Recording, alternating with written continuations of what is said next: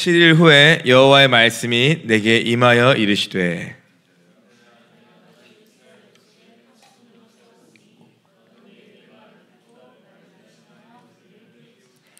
가령 내가 악인에게 말하기를 너는 꼭 죽으리라 할 때에 내가 깨우치지 아니하거나 말로 악인에게 일러서 그의 악한 길을 떠나 생명을 구원하게 하지 아니하면 그 악인은 그의 죄악 중에서 죽으려니와 내가 그의 핏값을 내 손에서 찾을 것이고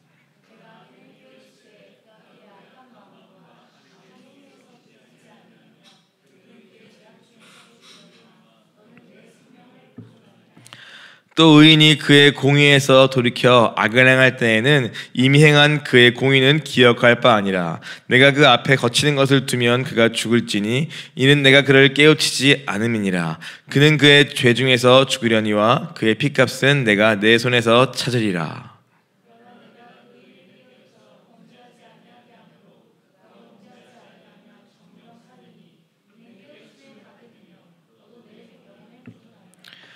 여호와께서 권능으로 거기서 내게 임하시고 또 내게 이르시되 일어나 들러 나아가라 내가 거기서 너와 말하리라 하시기로.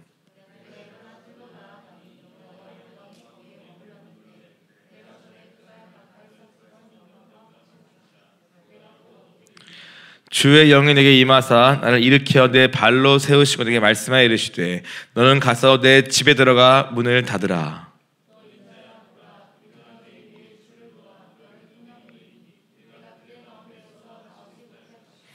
내가 내 혀를 내 입천장에 붙게 하여 내가 말 못하는 자가 되어 그들을 꾸짖는 자가 되지 못하게 하리니 그들은 패역한 족속임이니라.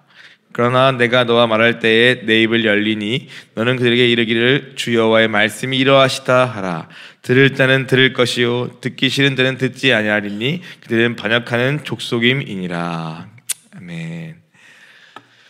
오늘도 살아계신 주님, 그 주님의 임재 앞에서 오늘 예배하는 우리 되기를 원합니다.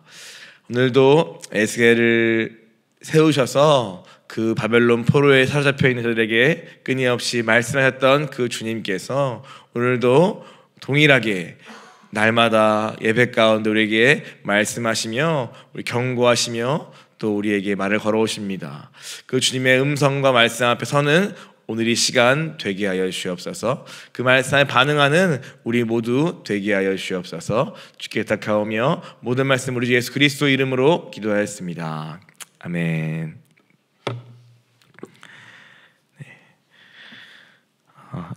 에스겔서 2장에서 하나님은 에스겔을 이렇게 직접 찾아오셔서 그가 앞으로 감당해야 할 사명에 대하여 직접 말씀하십니다.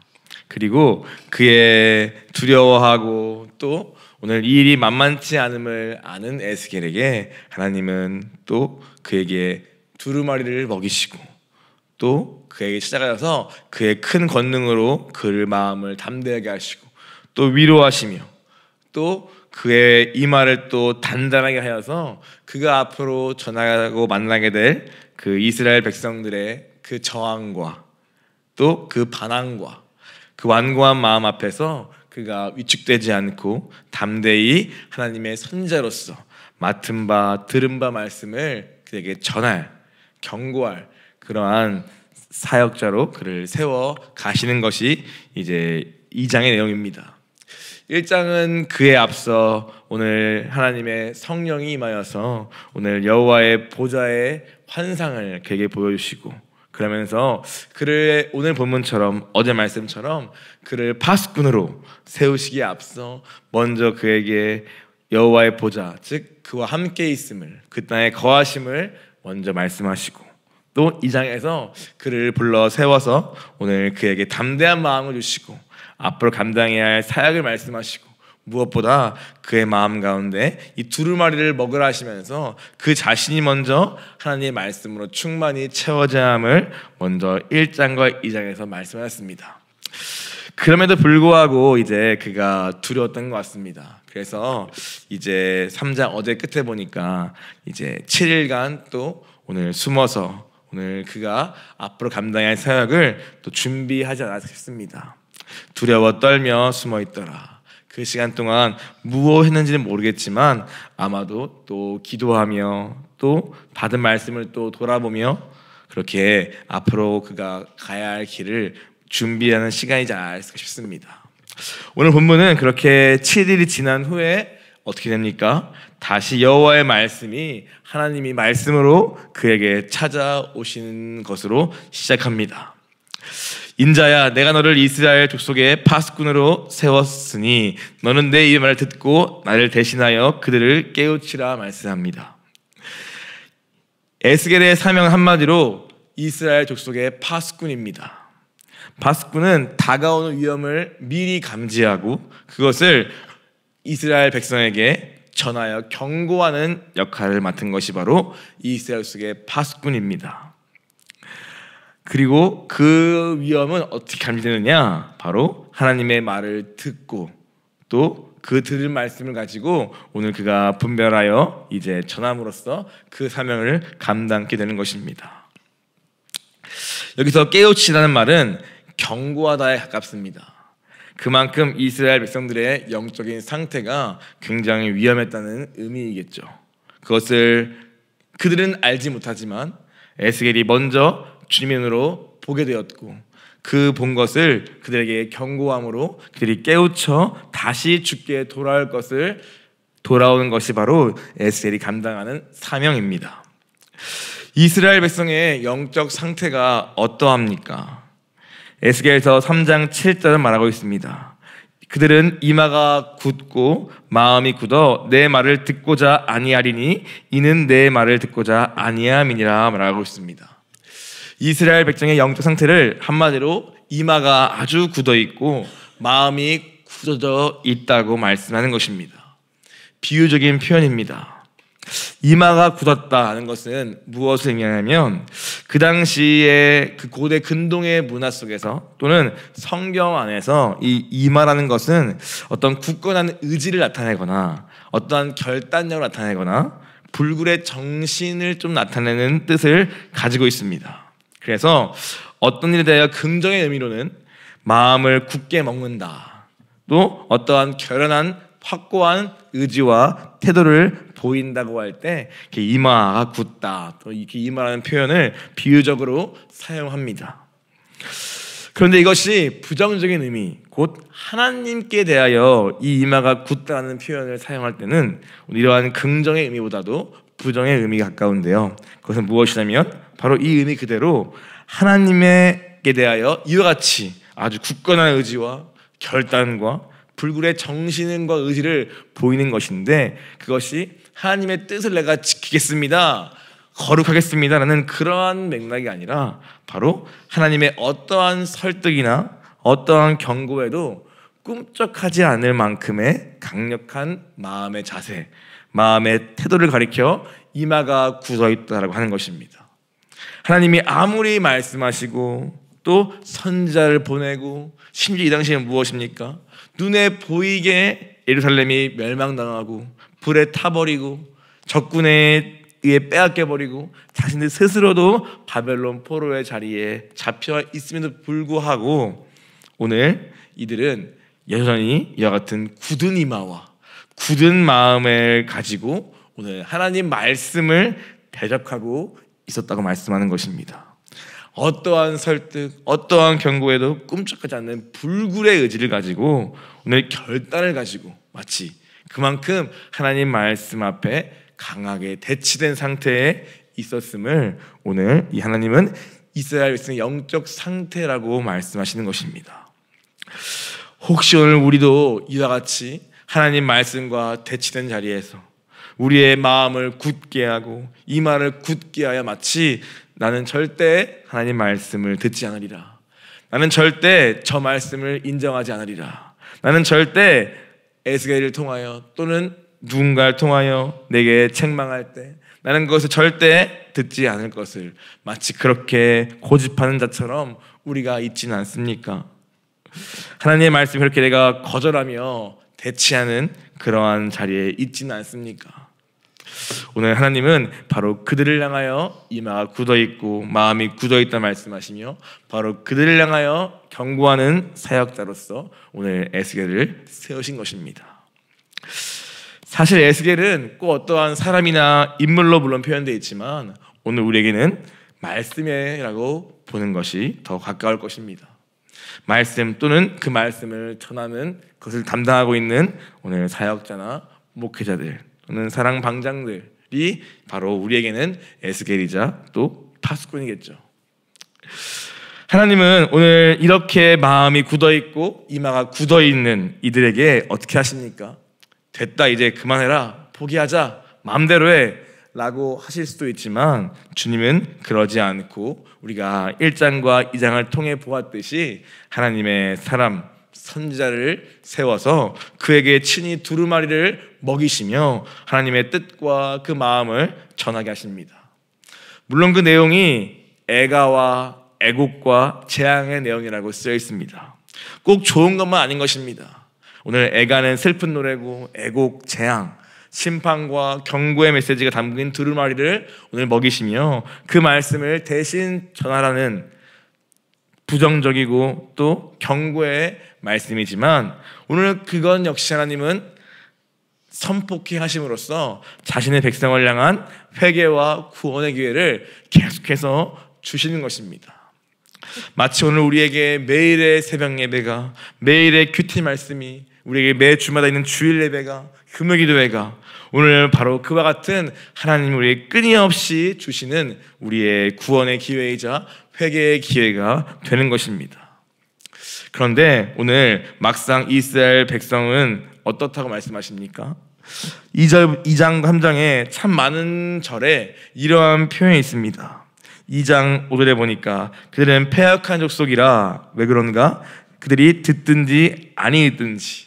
하나님은 이 말씀을 이렇게 에스겔을 통하여 선포해도 듣지 않을 것을 주님은 마치 아시는 것처럼 듣든지 듣지 않든지 이 표현이 정말 많이 나옵니다.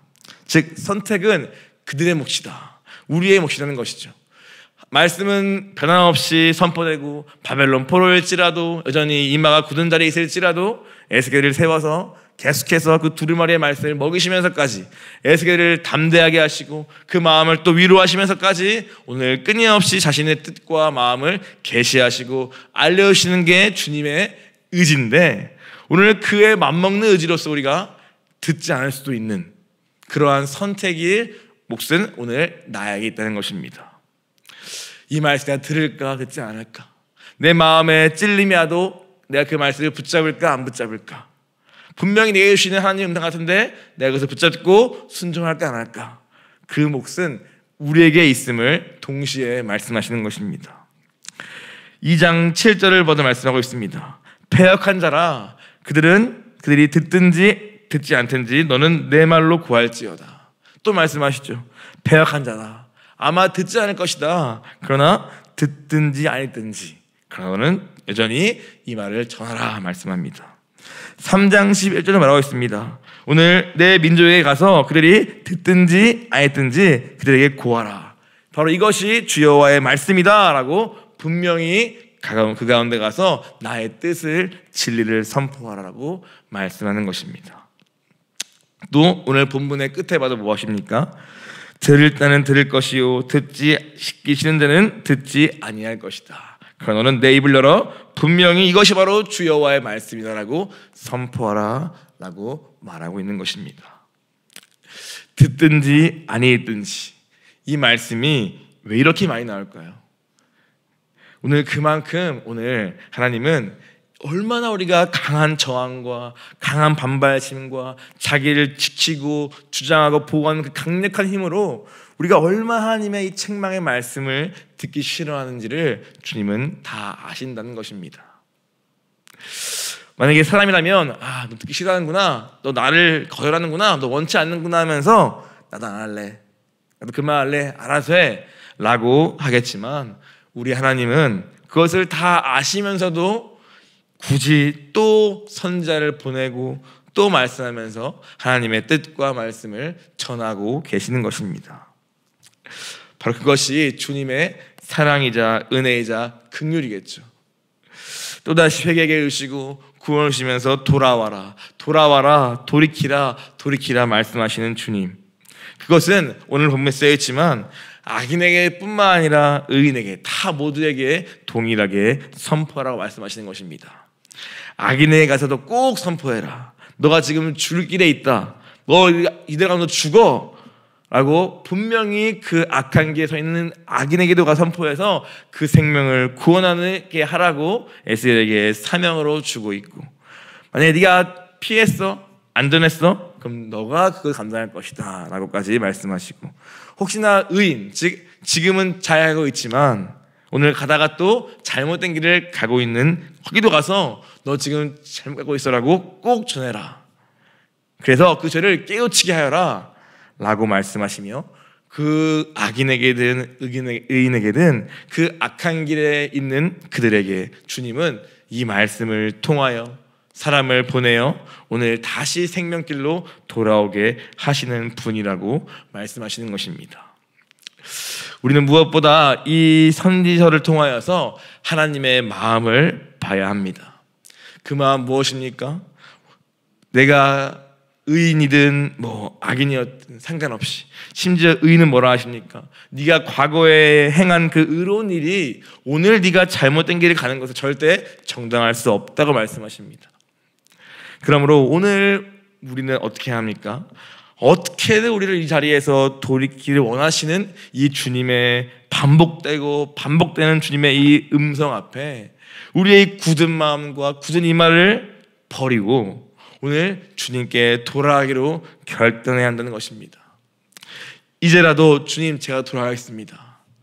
주님이 돌아보니까 얼마나 매 예배 때마다 수많은 에스겔 같은 사역자분들이나 또는 주변에 수많은 믿음의 동역자와 친구들과 사랑 방장을 통하여서 내게 또 말씀하시고 또 말씀하시고 또 말씀했는데, 돌아보니 제가 다 거절하고 다 쳐내고 내 이 길을 돌이키지 않고 원래 내 이 길을 걷고 있었습니다. 그러나 그리고에도 불구하고 오늘 또 이 에스겔 말씀을 통하여 또 내게 말씀을 걸어오시네요. 주님, 제가 이제라도 항복하고 제 악한 행위에서 돌이켜 나의 죄악 가운데에서 돌이켜 다시 주께로 생명길로 돌아가겠습니다 라는 것이 우리가 오늘 이 본문 앞에 해야 할 나의 마땅한 믿음의 고백이 돼야 하는 것입니다. 그러므로 우리는 어떻게 합니까? 날마다 이 말씀, 이 두루마리를 오늘 내가 먹어야 하는 것입니다. 에스겔만 먹은 게 아니라 오늘 하나님은 우리에게 이 성경을 주시면서 또 이렇게 귀한 예배를 매일매일 새벽마다 주시면서 바로 오늘 나에게 이 두루마리를 건네오시는 것입니다.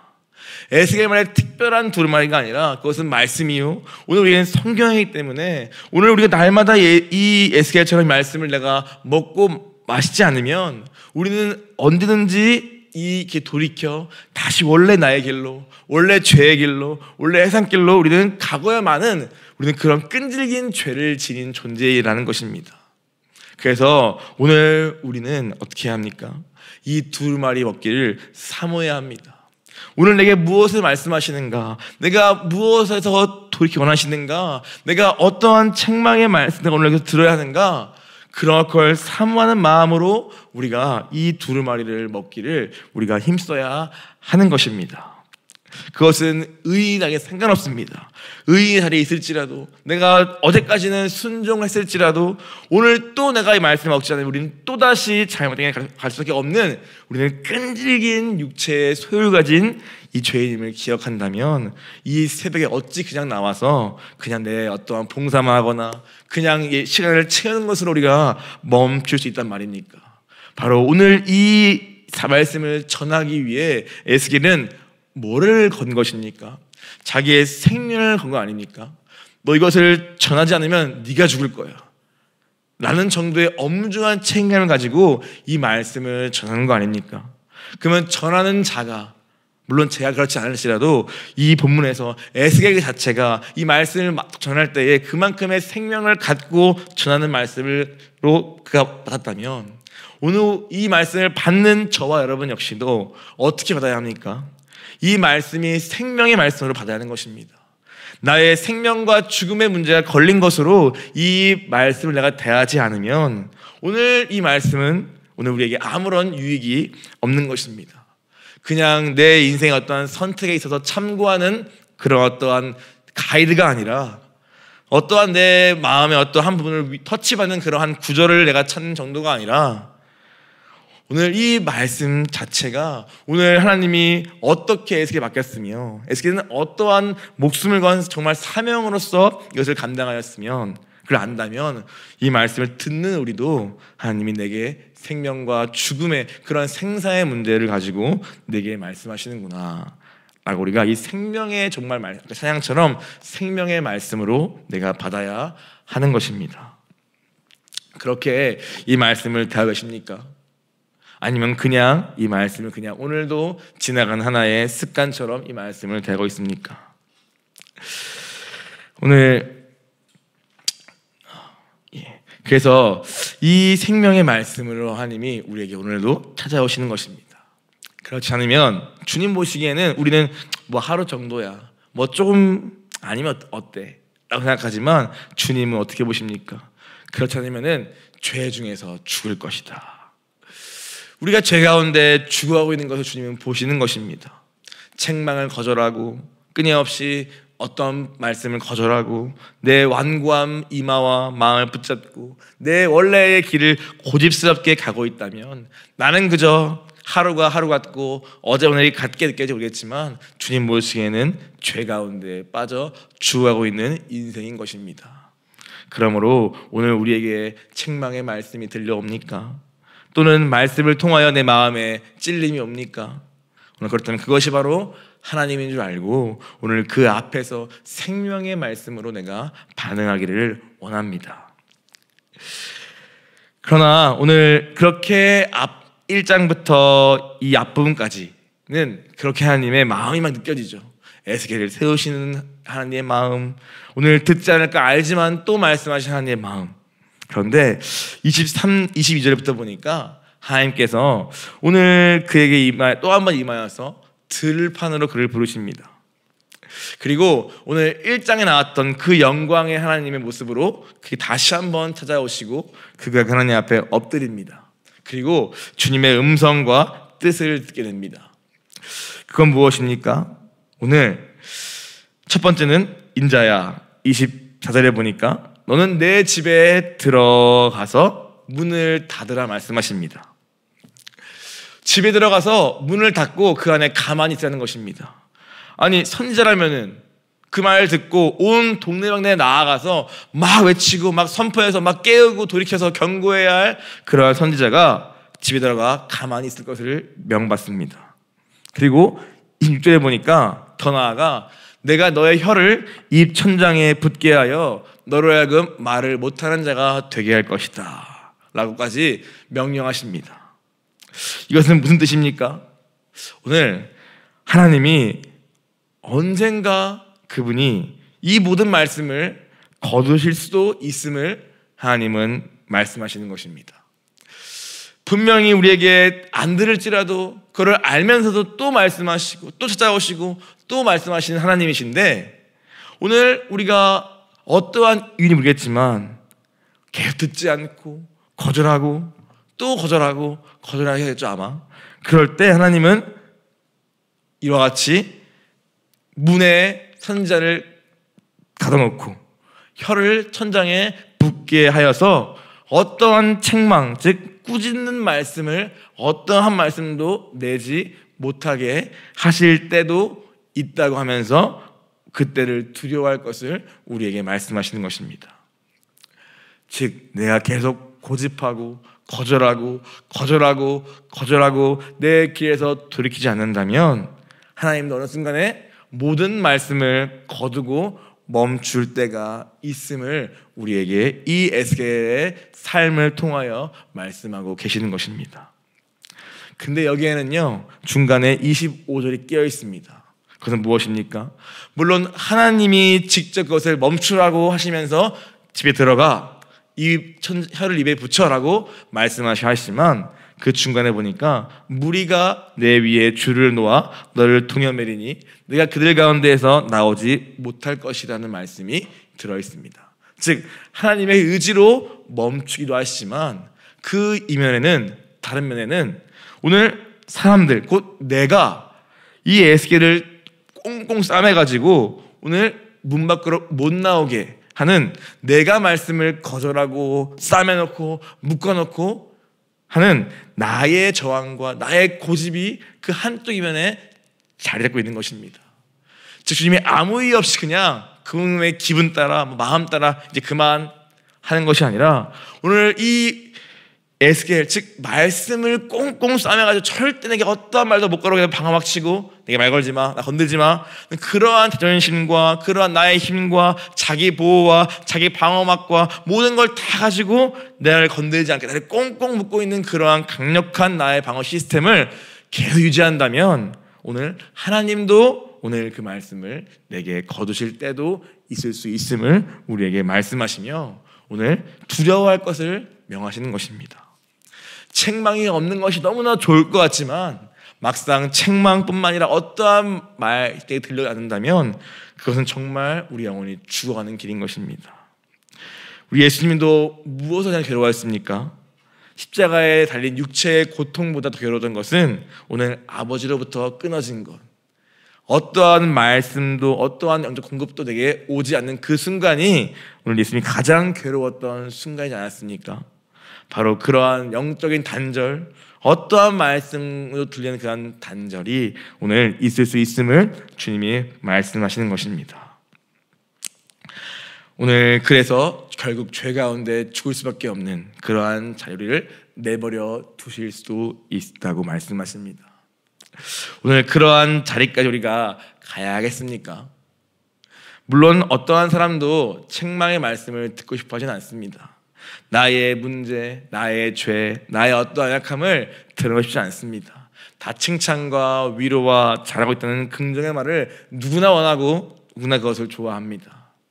그러나 오늘 하나님은 그것이 우리를 향한 사랑이 아니기에 오늘 아들이기에 징계하시기 때문에 오늘 우리의 잘못된 길로 가고 있을 때 우리가 그 악한 행위와 악한 길에서 우리가 깨닫지 못하고 계속 고집할 때 주님은 우리에게 책망의 말씀으로 찾아오십니다. 애국과 애가와 재앙의 두루마리로 우리에게 찾아오실 수 있습니다. 그러면 그런 말을 찌라도 어떻게 합니까? 에스겔처럼 먹어야 합니다. 먹을 때 오늘 에스겔은 말합니다. 내 입에 꿀같이 달다. 물론 그것이 정말 막 달긴 하겠습니까마는 오늘 내가 그것을 주님 앞에서 받고자 할 때 그 애가와 애곡과 재앙의 말씀을 찌라도 오늘 내 안에서 소화되면은 꿀같이 단 말씀으로 내 영혼을 바꾼다고 말씀하시는 것입니다. 믿으십니까? 믿기로 결단합시다. 내 육체의 본성으로는 안 믿어집니다. 원치 않습니다. 나 육체에 기대어 이 말씀을 하는 것이 아니라 오늘 그것이 진리이기 때문에 그 진리의 말씀 앞에 내가 믿음으로 반응하는 것이 중요한 것입니다. 오늘 우리는 어떠한 하나님의 애가와 애곡과 심판과 책망의 두루마리를 오늘 내가 거절하고 있습니까? 오늘 지금 내게 어떠한 말씀으로 내게 찾아오셨습니까?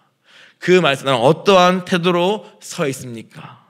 이 새벽에 우리가 한번 기도하시면서 우리가 수양을 앞두고 내가 올 한 해 또 내가 최근에 어떠한 권면의 책망의 말씀으로 주님 나에게 이 두루마리를 내 앞에 주셨는가 한번 생각해보고 내가 그 두루마리를 내 입 앞에 있는데도 불구하고 안 먹고 버티고 있다면 오늘 이 새벽에는 우리가 한번 먹어보기를 원합니다.